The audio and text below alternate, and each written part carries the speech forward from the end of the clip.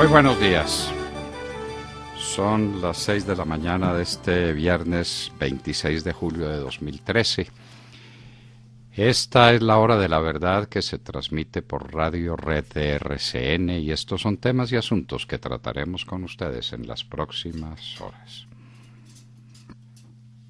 Cali está de fiesta. Está celebrando su cumpleaños. Está haciendo una inmensa manifestación de civismo, de unidad, de fe en su futuro con motivo de los famosos Juegos Mundiales que se están cumpliendo allá en esa ciudad, en la Sultana del Valle. El presidente Santos no asistió a Cali y no asistió por una razón médica, es que los abucheos, está demostrado, producen bronquitis. De manera que tenga usted cuidado, si lo abuchean, váyase inmediatamente para la clínica porque eso da bronquitis. Sonora rechifla al presidente Santos a través de Angelino Garzón, a quien lo mandaron, como dicen los portugueses o los brasileros, sobre todo, a apañar. Allá dicen el que se expone a que le den duro está queriendo apañar. Pues a Angelino lo mandaron a apañar la rechifla que iba para el presidente Santos. Apoteosis del Papa Francisco en Brasil. Esta, queridos amigos, es la iglesia que se muere. Es la iglesia que está perdida. Es la iglesia que no suscita. Es la iglesia que es una institución ahí como cualquiera otra. Es la iglesia de las multitudes, la de los jóvenes. En los momentos de desesperación, cuando todo parece nube en el firmamento, nube oscura, y cuando no hay un horizonte despejado por ninguna parte, surge la fe, surge la gracia de Dios y surgen las palabras de Jesús, de Jesucristo. 2 millones de jóvenes en Copacabana. Esta es una manifestación de unas dimensiones colosales, en torno a un hombre que tiene, por supuesto, un carisma excepcional. Pero ¿por qué ese carisma? ¿Por qué esa gracia? ¿Por qué una sonrisa del Papa Francisco conmueve a la humanidad? Porque es la sonrisa de Jesús. Tú eres Pedro y sobre esta piedra edificaré mi iglesia.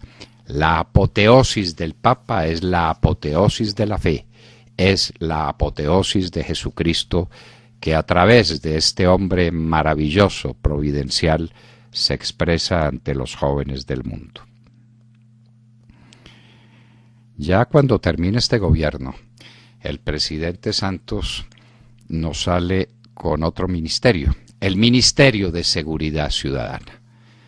Esto, mis queridos oyentes, tiene nombre propio, es un nuevo ministro, son varios viceministros, son más cargos oficiales, son direcciones, son departamentos, porque hay que repartir mermelada. El gobierno no hace nada, pero ese nada que hace lo hace con mucha gente, institutos, agencias, ministerios, gastos, no se preocupen. No es con la plata del doctor Santos, es con la plata de ustedes, queridos oyentes. El dinero de ustedes, el que debió dedicarse a la industrialización del país, a grandes, a inmensos proyectos de apoyo para el campo colombiano, para producir mucho más y mucho mejor, para crear una infraestructura que nos haga competitivo. Nada de eso se ha hecho en estos 3 años. Pero eso sí, agencias, ministerios, viceministerios, institutos, por todas partes. El que faltaba, el de seguridad ciudadana. Hay que importar al general Naranjo, que será que está muy aburrido allá en Washington prestándole servicios al BID, o en México ganando en dólares, trabajando para el gobierno de Peña Nieto, y entonces lo traen a que diseñe el Ministerio de Seguridad Ciudadana. ¿Será el Ministerio de la Policía? No le pasan la policía al Ministerio del Interior, sino que crean un nuevo ministerio para aumentar la burocracia Bueno, y a todas estas, ya que hablamos de policía, recordemos al senador Lozano. ¿Dónde se quedó el dinero para pagarles a los policías sus bonificaciones? ¿Para cumplirles las promesas? ¿Dónde está el dinero de la policía? No hay dinero para todo, pero dinero para cumplirles a los policías, ese sí no existe. Se le robaron a los policías el dinero de su bonificación que les fue decretado por el Senado de la República. Unos hombres que viven ofreciendo su vida por la salud y por la seguridad de todos y que tienen muy parcos ingresos, apenas para un decoroso pasar, les ofrecen una bonificación que es para ellos una suma muy importante, es un sueldo entero, pagadero por una vez, y no les cumplen. En lugar de ese ministerio, presidente Santos, ¿qué tal si le cumple a la policía? ¿No le parece una idea mejor?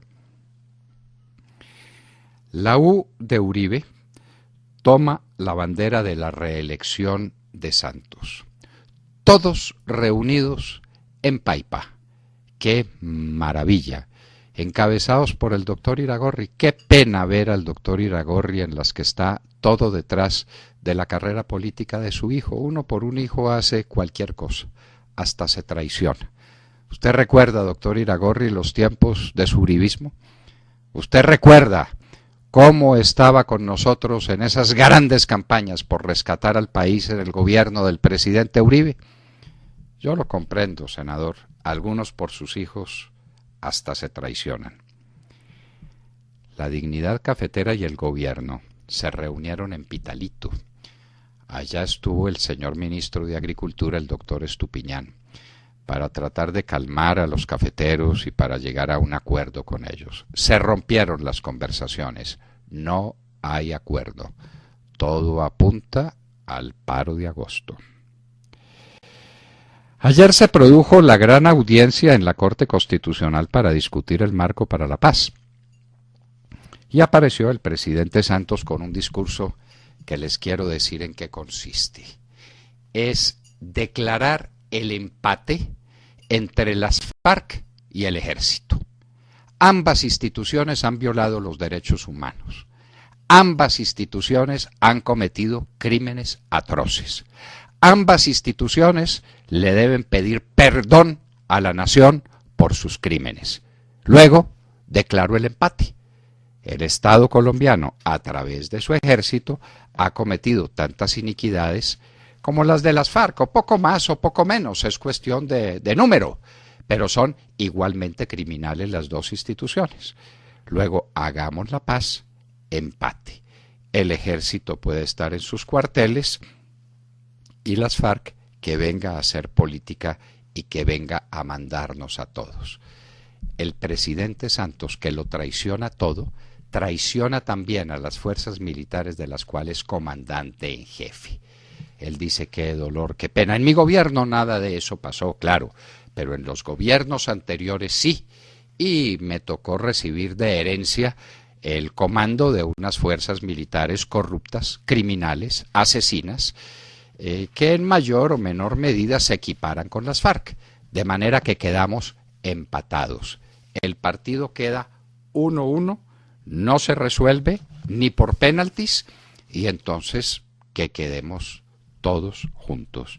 Con una pequeña adición, digo yo, que esas formas de amnistías e indultos con guerrilleros son mucho más eficaces que con los militares. No se les olvide lo que pasó en Argentina y lo que pasó en Uruguay. Para los militares no hay amnistías e indultos. Ellos terminan todos en la cárcel. Y el presidente Santos, a través del Marco para la Paz, quiere que las FARC terminen en la calle, haciendo política y apoderándose del país. Y a través de las zonas de reserva campesina, siendo dueñas de la nación. Pero se firma el papel y queda candidato para el premio Nobel. Firmar el papel. La única opción que tiene el presidente Santos. A ella se juega y no vacila en traicionar a las fuerzas militares que tienen una deliciosa manera de no darse cuenta de las libertades que se están tomando con ellas. las están traicionando, están acabando con el honor de las fuerzas militares y el presidente Santos tranquilamente las equipara con las FARC, que es lo que hace también el Centro de Memoria Histórica. Solamente que son más graves los crímenes del Estado y por eso el Estado es el primero que debe pedir perdón.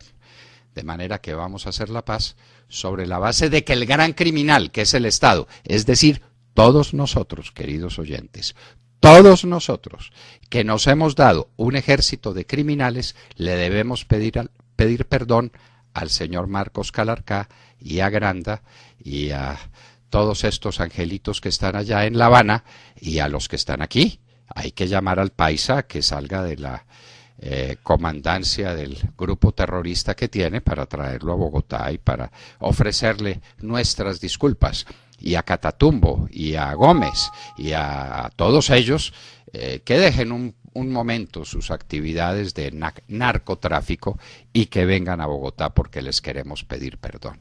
Al frente de ellos, un grupo de personas que no cejan en su empeño y que demuestran que no puede haber impunidad en un proceso de paz, encabezados por el Procurador General de la Nación, Alejandro Ordóñez Maldonado, e inclusive con organismos internacionales tampoco sospechosos de querer apoyar a una derecha o a un centro derecha como el señor Vivanco de Human Rights Watch o la señora Natalia Springer.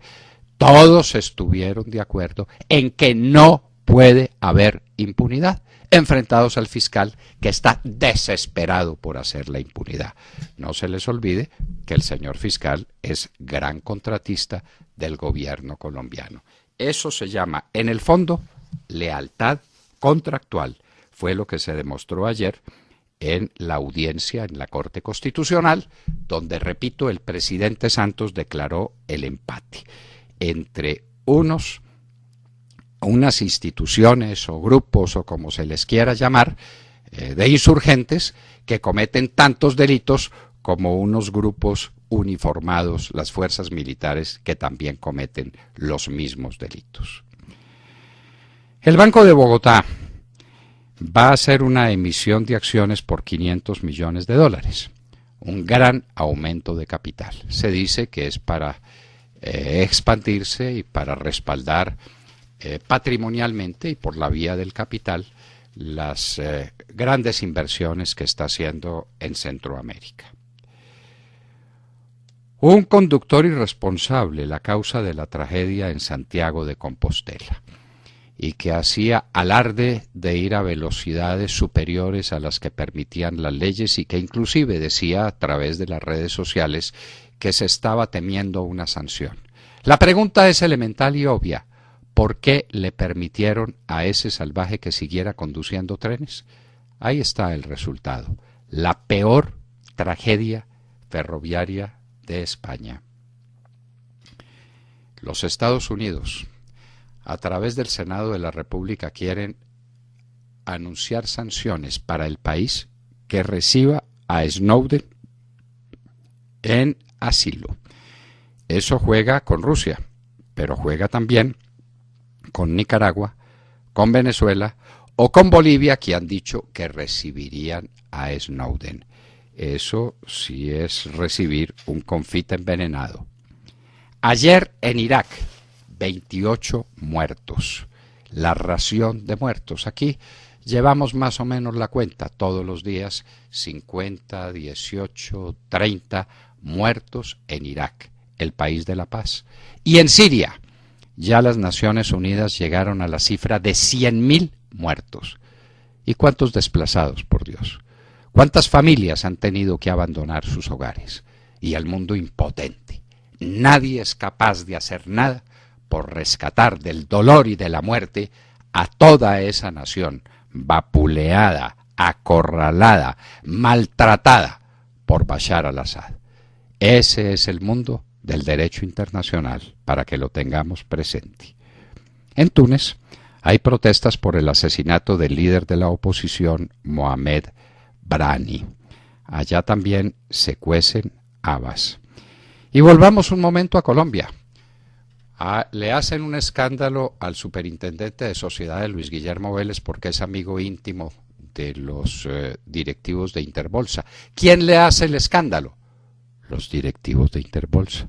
Vaya, vaya, vaya. Los tiene contra la pared. En cumplimiento de sus deberes, ha resuelto en gran parte este tema que le hubiera correspondido a la Superintendencia Financiera. Y Luis Guillermo Vélez, cumpliendo sus deberes, como todo un varón y como un hombre heredero de esa estirpe y heredero de ese padre que tuvo, ha cumplido su deber. Hay que sacarlo del paseo.